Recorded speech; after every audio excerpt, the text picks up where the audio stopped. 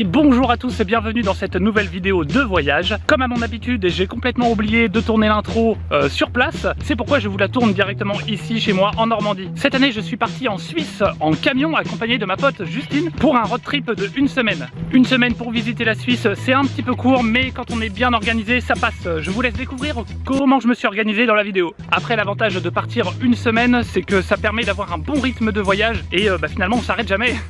Et voilà, c'est tout pour moi, et du coup maintenant on enchaîne directement avec la vidéo. Et donc ça fait 2 jours qu'on est en train de rouler. On est actuellement dans le Jura, on se dirige vers le lac Léman. On est encore à 1 heure de route et là on fait un petit détour parce qu'on a trouvé une cascade. Donc on va vers cette cascade, mais encore avant ça on a trouvé un lac qui s'appelle le lac Narlé, je crois. Petit plan de drone là maintenant.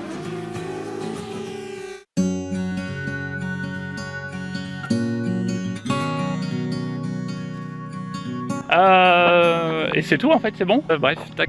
Donc voilà, après une toute petite dizaine de kilomètres, on est arrivé du coup à la fameuse cascade du Hérisson, ils appellent ça, mais c'est en fait le saut Girard, le saut Girard.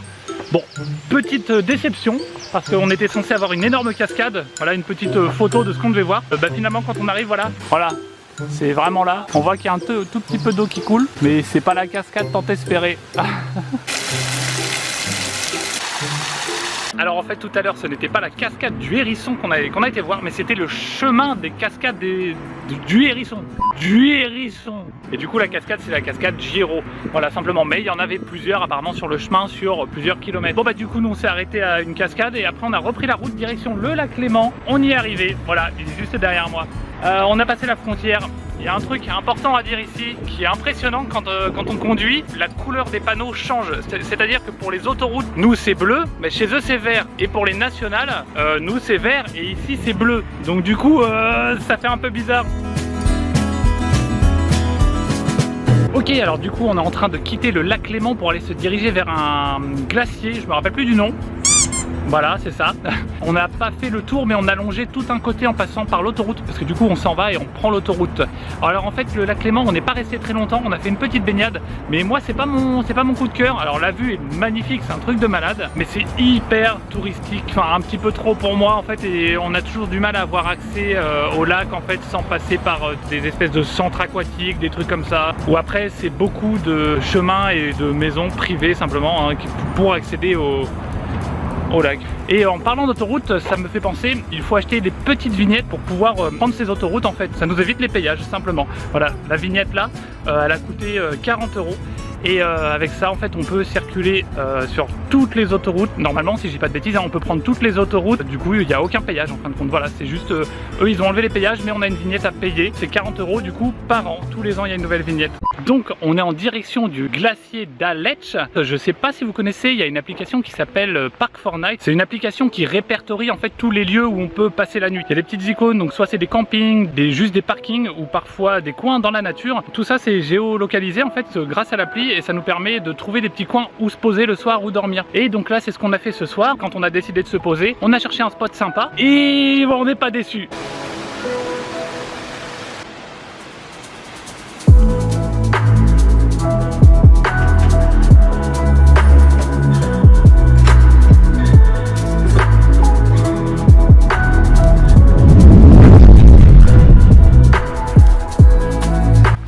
On va regarder ce qui nous cuisine de bon. Voilà, on a beau être des baroudeurs, on fait quand même la cuisine comme il faut.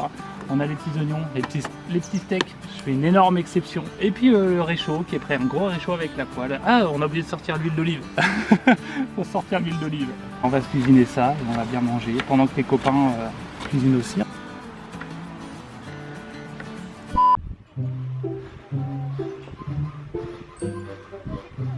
Boutané, je crois que c'est ça. Bon, alors là on vient d'arriver, on croit le pont Boutané, il me semble, Boutané. C'est un pont suspendu, c'est pas le plus grand, mais celui-là il est déjà balèze. Il fait je ne sais plus combien de mètres de long, on aurait dû prendre les papiers. Et en fait c'est un pont suspendu. Voilà, et donc ça bouge un peu.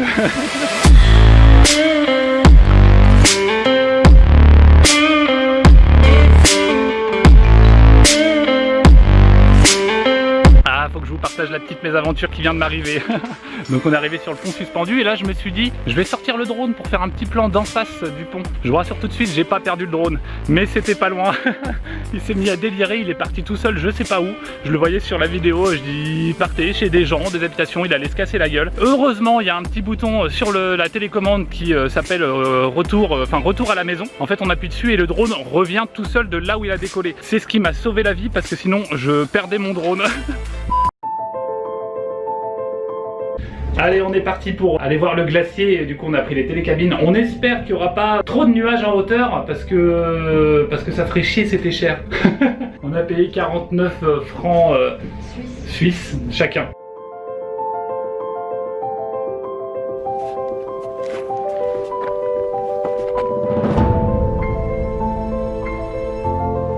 Du coup on est bien arrivé au glacier Aletsch. On avait peur du coup à cause des nuages. On a de la chance, le nuage il est de l'autre côté et nous on a les glaciers juste derrière pour nous.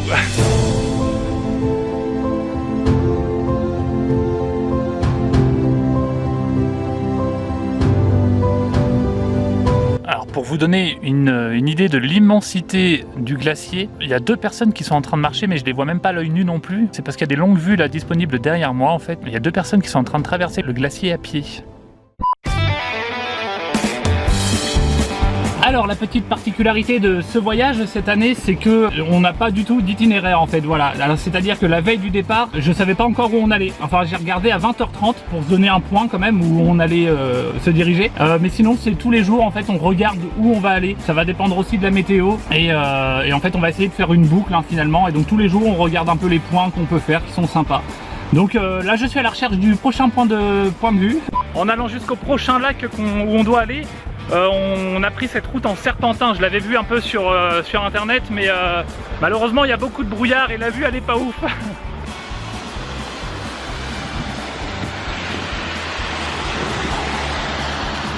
Nous sommes arrivés au lac Brienz. Malheureusement, du coup c'est un peu nuageux tout ça. Bon ça va, il pleut pas vraiment, à la rigueur il crachine un petit peu. J'aurais bien aimé sortir le kayak parce que le point de vue il est plutôt sympa.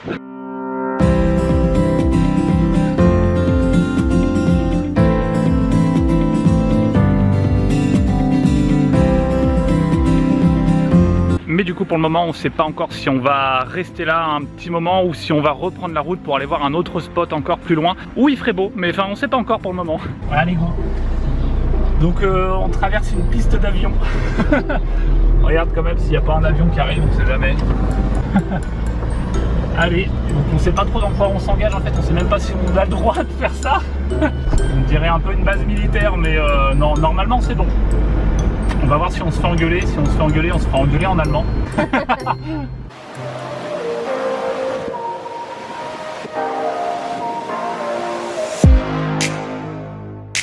Bon alors concrètement on a fait vite pour aller voir cette cascade. J'ai aucune idée de si on a le droit d'être là et si c'est vraiment larvé ou quelque chose comme ça à côté. Alors, on est mal barré. On est un peu sur leur piste d'atterrissage je crois. Je plaisante, normalement c'est bon, mais on n'est jamais sûr à 100%. Alors du coup sur un coup de tête, on est parti voir ce qui s'appelle les gorges de l'Ar.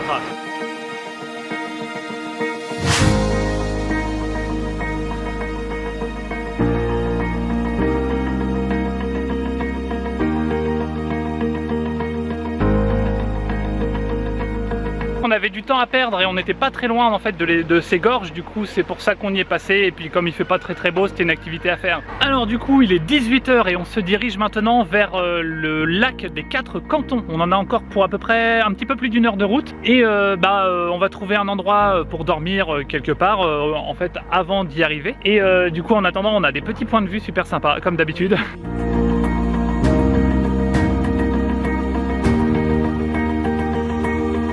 Je me suis dit j'allais vous montrer un peu comment ça se passe pour nous le soir. Donc quand c'est comme ça, encore une fois on utilise l'application Park4Night et en fait on prend la route, on se dirige vers là où on veut aller et puis dès qu'on en a marre et qu'on veut se poser ou alors qu'il est tard, on ouvre Park4Night et on essaye de se trouver un petit coin sympa. Donc là on est dans un lieu, je sais pas trop ce que c'est une espèce de résidence, ça ressemble aussi à une école, ça me rappelle un peu la Norvège.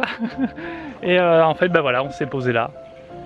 Le camion est juste ici, donc on va dormir dedans. Et ce qui est cool ici, c'est que on a des sanitaires qui sont super classe, on a des points d'eau et on a un lac. Faut descendre un petit peu, mais on a un très grand lac en face de nous qu'on ira voir demain matin.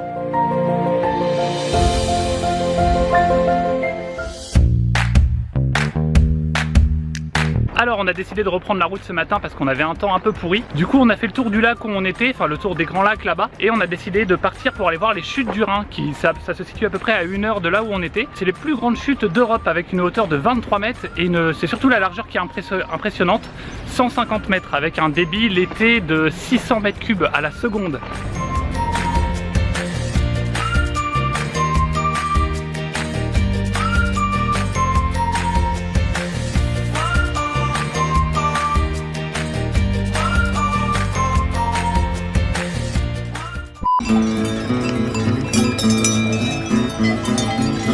Alors aujourd'hui, après s'être baigné au lac de Neuchâtel, on attaque une randonnée qui s'appelle le Creux du Vent. Ça s'écrit V-A-N, donc ça sonne un peu le creux du van. Mais apparemment on dit bien le Creux du Vent. Exactement, on va voir le cirque du vent en fait, si je me trompe pas, si je dis pas de bêtises. Mais en tout cas c'est le cirque. Et voilà, et du coup on est parti pour 30 minutes de randonnée.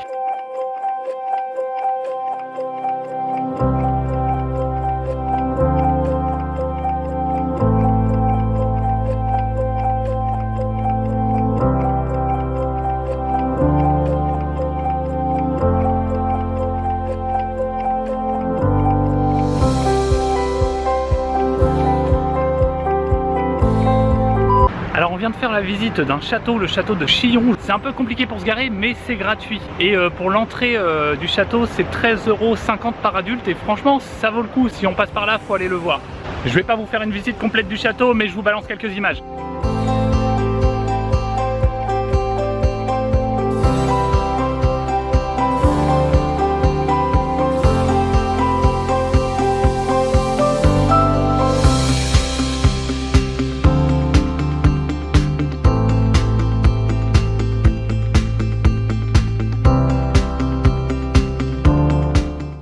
C'est à partir de ce moment que les galères ont commencé. Vous me connaissez, j'ai oublié de tourner l'intro de la vidéo, j'ai oublié de tourner la fin aussi.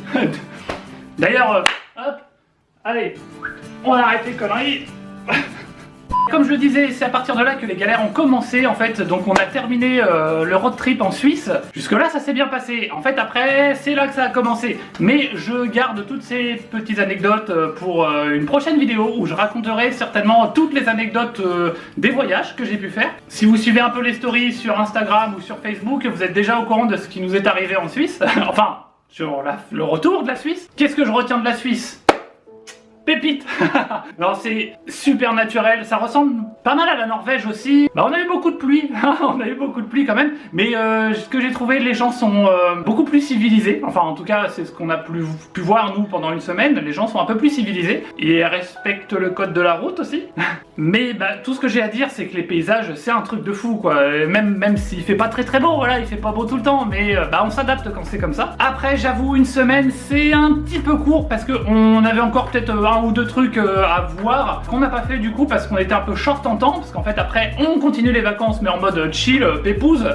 Point important aussi, j'ai parlé de l'application Park4Night, cette application qui nous permet de trouver des lieux pour dormir le soir. Très important, enfin avertissement, c'est très important de respecter les lieux où vous allez, que ce soit du coup même un camping, les aires de repos, les coins dans la nature. J'ai hésité à en parler déjà à la base de cette application parce que je me suis dit plus on va en faire de pub, plus il y a de gens qui vont passer dans tous ces petits coins sauvages quoi. Ça risque de dégrader les lieux, il va y avoir des incivilités comme d'habitude, comme partout. Mais en fait pendant les vacances, donc on a rencontré un gars qui nous en a parlé et qui lui met régulièrement les lieux où il dort. S'ils sont pas répertoriés sur l'application, il va les prendre en photo, il va les rajouter sur l'application. Ça on peut tous le faire. Plus il y aura des gens qui vont passer des nuits dans des petits coins sauvages qui sont pas encore connus de l'application, plus il y aura de lieux. Parce qu'à chaque fois donc on peut prendre en photo le lieu, écrire quelques informations et le répertorier sur l'application. Donc c'est pour ça que je me suis dit allez je peux en parler, ça va faire de la pub mais en même temps ça peut peut-être agrandir le nombre de lieux qu'on peut trouver. Mais le plus important c'est bien évidemment encore une fois d'être hyper respectueux avec le lieu où vous êtes et avec la nature. Et voilà, enfin c'est tout pour moi, du coup la vidéo se termine comme ça, j'en suis désolé.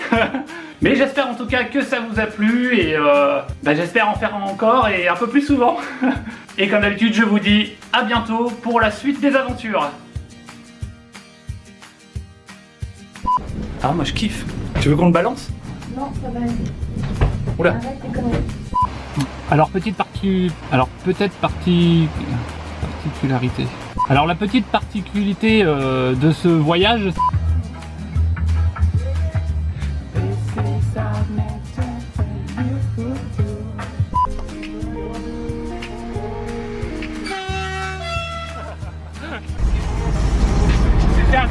le train.